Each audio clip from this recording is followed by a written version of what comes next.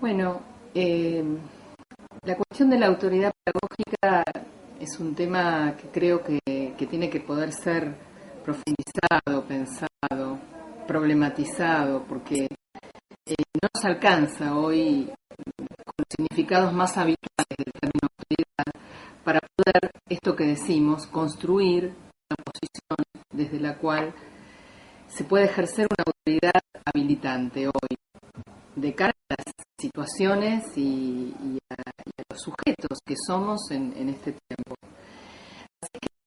Yo comencé mi investigación indagando cuáles son esos significados más habituales, los que aparecen en primera instancia cuando uno piensa la cuestión de autoridad y que de hecho se encuentran en las enciclopedias, en los diccionarios. Y estos significados tienen mucho que ver, tienen eminentemente que ver con la capacidad de dominar y hacer que otro obedezca, con la capacidad de influir sobre la conducta de otro, con la idea de control y de capacidad de generar una situación previamente pensada, programada, en la cual el sujeto que recibe la influencia de la autoridad obedece, asume que tiene que formar parte de esa situación y también asume una relación jerárquica por la cual uno es superior y otro es inferior en esa relación asimétrica. Cuando las investigaciones y la vida cotidiana de la escuela nos empieza a decir que este modo de autoridad no está dando respuesta a esto que queremos generar en ámbitos educativos y escolares, que es la inclusión, la participación, la posibilidad de que todos los chicos y las chicas se sientan efectivamente formando parte de este mundo y de la cultura y de la posibilidad de asumir una palabra propia, es que entonces se nos pone por delante el desafío de indagar otros significados en torno a autoridad. Y es interesante porque no se trataría de generar una novedad absoluta. Fíjense que uno de los textos más conocidos en el ámbito de la filosofía es el texto de Hannah Arendt, que justamente se llama ¿Qué es la autoridad? Y ella ahí recupera la raíz más antigua de la palabra autoridad, que es autor-augere, y que significa autor, es decir, el que está en el origen, el que es causa de, y augere, que quiere hacer crecer, aumentar. Digo que es interesante porque si bien Arendt lo toma de la filosofía para llevarlo al terreno de la política, ¿sí? Ella lo pone claramente del lado de la autoridad en términos políticos, que es la que funda una ciudad. Quien funda una ciudad, dice ella, es ese que está en el origen de un proceso y que es garante de que esa ciudad crezca, tenga los espacios adecuados, necesarios para ser una ciudad. Y lo que es interesante es que uno podría trasladar la manera de pensar la autoridad a una relación pedagógica. No es un maestro, sino aquel que es el causante, el provocador de procesos en su alumno y quien de alguna manera también genera condiciones para que ese alumno y su proceso crezca, aumente, se despliegue. Ahora bien, tanto como en el terreno político de la fundación de la ciudad, como en la relación pedagógica, quien ejerce este tipo de autoridad tiene que poder desistir de controlarlo todo. Ese proceso que se pone en marcha ya forma parte del sujeto, el colectivo, el conjunto de personas que están aprendiendo, generando algo nuevo. Quiero decir, quien tiene autoridad no es aquel que ejerce un dominio y un control sobre otros, entonces, sino quien puede, a partir de una determinada cantidad y modo de relación de condiciones requeridas y necesarias, habilitar desde ahí a que otros se se hagan cargo de aprender, de leer, de escribir, de pensar, incluso cuando en ese proceso vayan por caminos que el maestro no imaginó o no previó, o que incluso puedan distanciarse de la posición del maestro.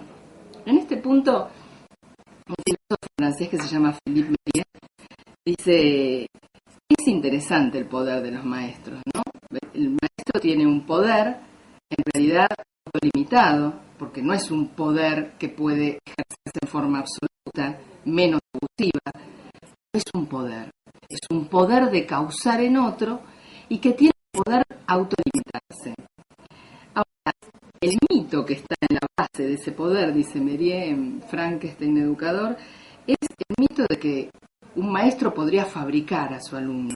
Entonces, creer que ese alumno que está aprendiendo a propósito de lo que él le ofrece y de los signos que le da por dónde conducirse para aprender, debería ser al final un producto terminado, imagen y semejanza.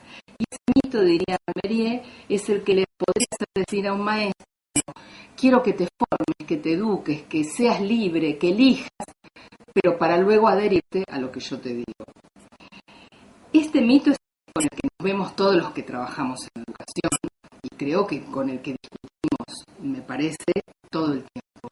Porque si algo queremos es que nuestros alumnos sean libres, autónomos, críticos, capaces de generar sus propios procesos, de asumir una palabra propia.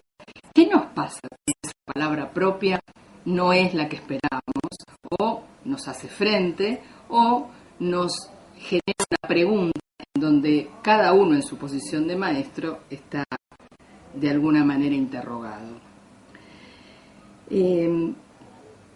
Cuando indago y comienzo a investigar en torno al tema de autoridad, otro de los autores que me apareció con mucha intensidad, por lo provocador, porque su libro mismo, el título de su libro, así genera, digamos, esa provocación de pensamiento, es Jacques Rancière, cuando escribe El maestro ignorante. Y Rancière no habla de autoridad directamente, no es una palabra que tenga habitualmente en su escritura y en sus obras. En realidad, uno podría decir que la obsesión de Rancière es la igualdad. Es ese principio por el cual todos y cualquiera somos capaces de asumir esa palabra propia, de leer, de escribir, de aprender. Y entonces lo que él hace es provocarnos con su libro El maestro ignorante, hacernos pensar que un maestro no sustenta un lugar de autoridad en el saber, sino justamente en esa capacidad de organizar, de ordenar, de habilitar condiciones para que otro aprenda. ¿Qué es sino un maestro? ¿No? Ese alguien que logra que otro aprenda, más que alguien que sabe mucho de un tema. Bueno, el tema es que a mí Rancière lo que me provocó es colocar en una relación de lazo y en una relación posible, hablando conceptualmente, entre dos conceptos que actualmente parecen muy distanciados y hasta opuestos, que son autoridad e igualdad. Uno podría decir, bueno, donde hay autoridad no hay igualdad, porque si lo habitual de la autoridad es la jerarquía, lo superior sobre lo inferior, ¿de qué igualdad estamos hablando? Pero el pensamiento de Rancière lo que hace es provocar esa reunión de dos conceptos que no podrían nunca estar uno al lado del otro. ¿Por qué? Porque justamente Rancière lo que va a ubicar en el maestro ignorante es esa posibilidad de hacer emerger, ¿sí? Y de hacer actual y verificar en cada momento, en cada paso de la enseñanza, la igualdad. La igualdad para Rancière no es el ser todos idénticos, no es un molde, no es la homogeneidad, todos iguales, pensando lo mismo, diciendo lo mismo, con las mismas capacidades. No, lo que él va a decir, y es lo más interesante de su obra, es que la igualdad es un principio.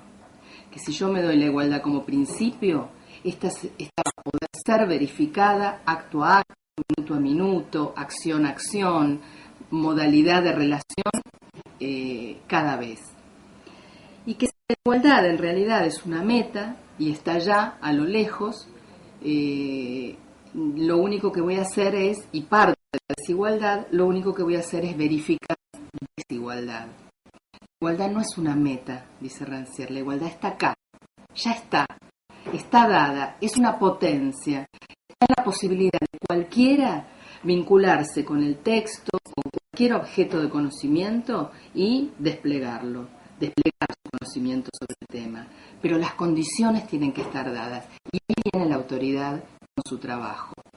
Es un trabajo en educación, por lo menos, que es donde yo me he centrado a trabajar el tema, es un trabajo del orden de la emancipación, porque allí donde la igualdad trabaja y se verifica, hay alguien que se está construyendo a sí mismo como un sujeto emancipado, capaz de esto que decíamos hace un rato, autorizarse una palabra.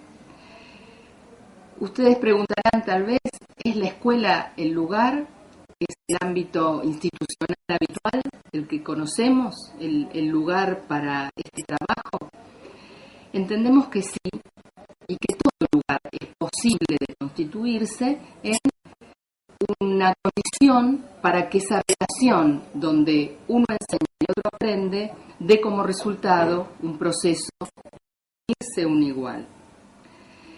En ese sentido, me parece que tenemos que seguir trabajando mucho para construir una modalidad de autoridad que no reniegue de la simetría. Quien enseña y quien aprende tienen lugares diferenciados, no son iguales, no son homogéneos. Sí tienen una igualdad en tanto seres humanos, una potencialidad siempre presente de saber, conocer, preguntarse, indagar, explorar. Ahora, si no podemos pensar un tipo de autoridad que se haga cargo, que se haga responsable de ese lugar diferenciado y a la vez que ponga por delante todo tipo un principio de igualdad para que todos y cualquiera lo hagan verificable, bueno, me parece que vamos a seguir repitiendo viejos esquemas que quieren aquella autoridad jerárquica que ordene rápidamente, o esquemas donde la autoridad se pierde, se desvanece, se cae y las responsabilidades se van dejando de lado y todos, me parece, nos vamos quedando desenlazados. Así que bueno, esta es la manera de enriquecer, me parece, de darle otra textura y otros colores y otra complejidad a un tema que hoy nos preocupa y nos interesa a todos.